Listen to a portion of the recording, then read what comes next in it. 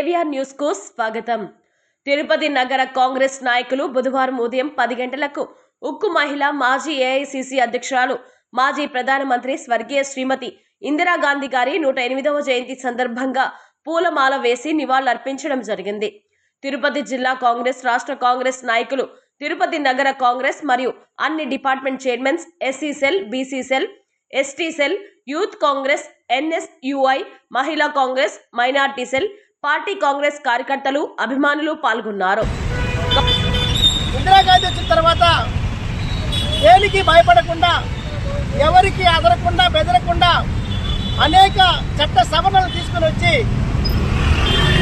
బడుగు బలహీన వర్గం దగ్గర నుంచి ఈ దేశంలో ఉన్నటువంటి పేదరికాన్ని పారదోలడం కోసం ఆమె చేసినటువంటి ప్రయత్నం అంతా ఇంత కాదు.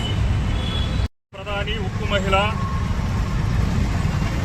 శ్రీమతి స్వర్గీయ ఇందిరాగాంధీ గారి 108వ జయంతి ఈరోజు తిరుపతి జిల్లా మరియు నగర కాంగ్రెస్ ఆధ్వర్యంలో ఘనంగా జరుపుకోవడం జరిగినది.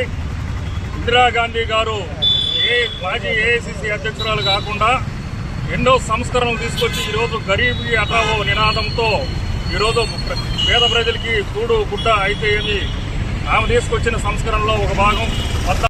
ప్రాణాలను బలిదానం చేసిన గొప్ప నాయకురాలు దివంగత ఇందిరాగాంధీ గారు పాకిస్తాన్ నుంచి బంగ్లాదేశ్ వేరుపరిచి పాకిస్తాన్ బీచం అనిచిన ఉక్కు మహిళ ఇందిరాగాంధీ జయంతి సందర్భంగా కాంగ్రెస్ పార్టీ గౌడ పేరు చిట్టిబాబు, తిరుపతి సిటీ కాంగ్రెస్ అధ్యక్షులు Rambhupal Reddy, Tirupati reporter AVR TV PS Shekhar.